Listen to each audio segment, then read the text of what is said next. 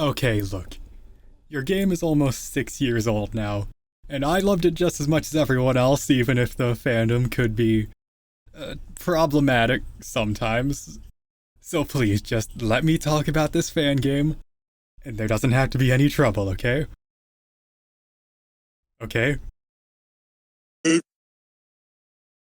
Hi there, I'm Ben, and today we're revisiting the bygone era of the internet in late 2015, when you couldn't go even a single second without seeing Undertale, the game that a lot of people love and many others.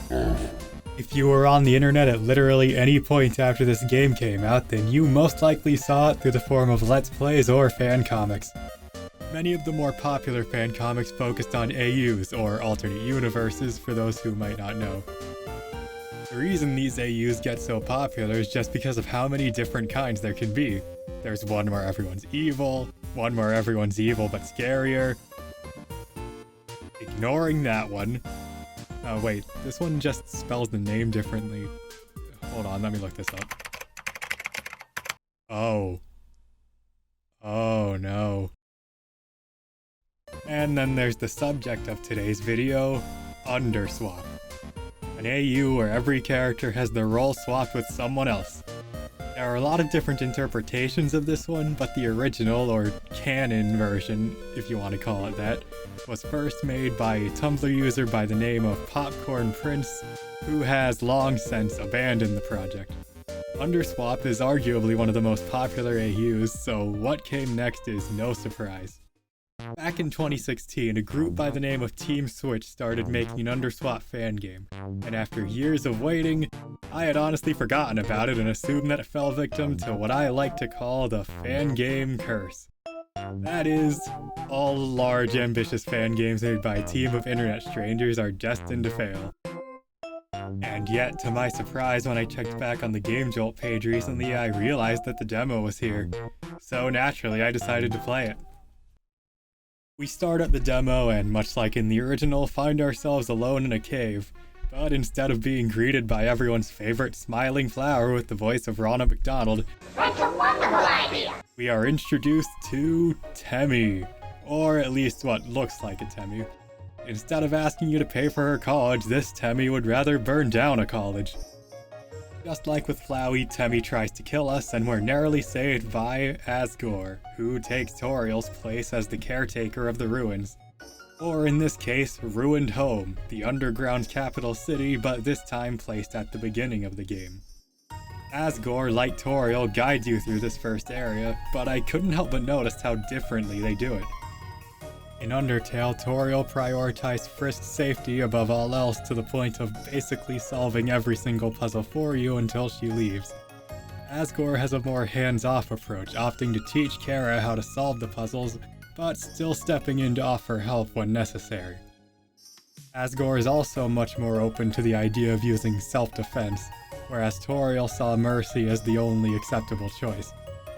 It's a very small difference, but it already gives me the impression that Team Switch knows how to properly handle the swapped versions of these characters, instead of just switching their personalities and calling it a day.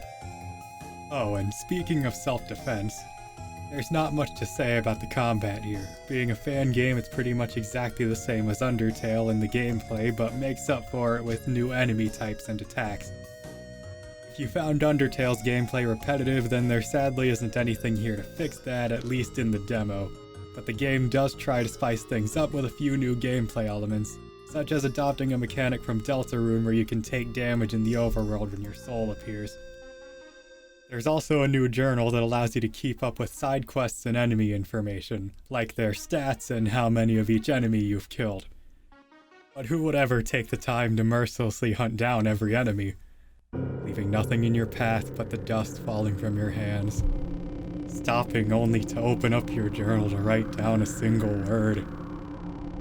Eradicated. Anyway, you make your way through the puzzle gauntlet and get chased through the sewers by Mad Dummy before finally arriving in the city. We do some bird watching and have a flexing contest with a seahorse before heading to the park and meeting this world's version of Mettaton, who Team Switch has renamed to Metacrit.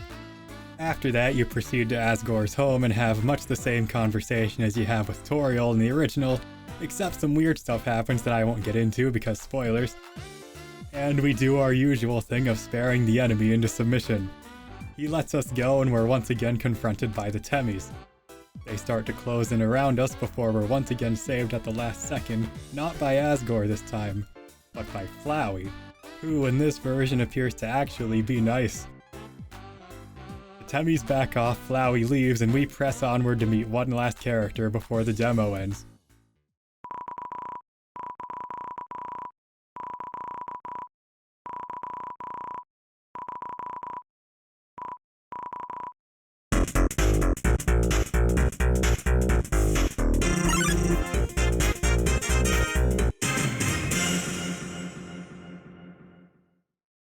And there you have it. That is everything that happens in the team-switched Underswap demo. I highly recommend you go check it out if you're interested. A link will be in the description, so... Oh, what now? I thought I told you I didn't want any trouble. What? No, I would never.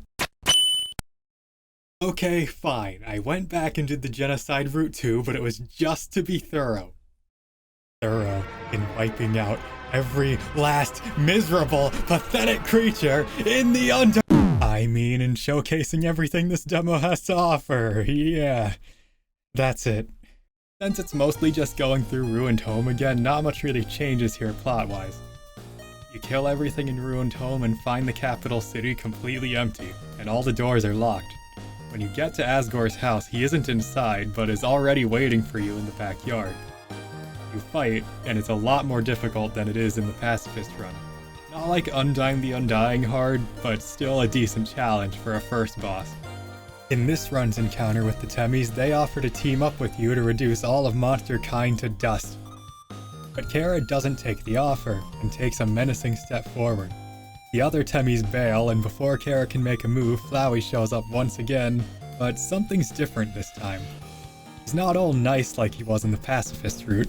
Instead, he acts more like, well, more like Flowey, the original Flowey. Is it possible that this is somehow the original game's Flowey? We won't know until the rest of the game comes out, because just like before, this is pretty much where it ends. Except, of course, for the introduction of Sans, which definitely doesn't disappoint.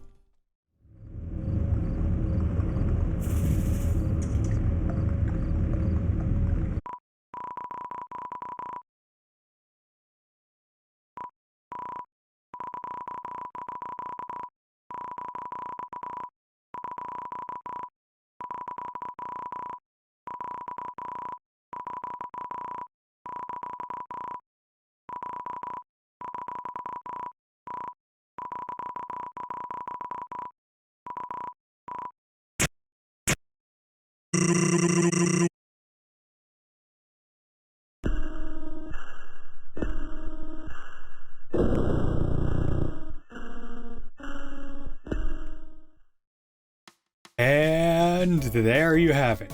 That is everything that happens in the Underswap demo. For real this time. Are you fine with that? Good. Well, if you'll excuse me, I'm off to go binge all the Metroid games to prepare for Dread. Or at least I'll try to, since finding a way to play all those games is such a bad time. Oh, no.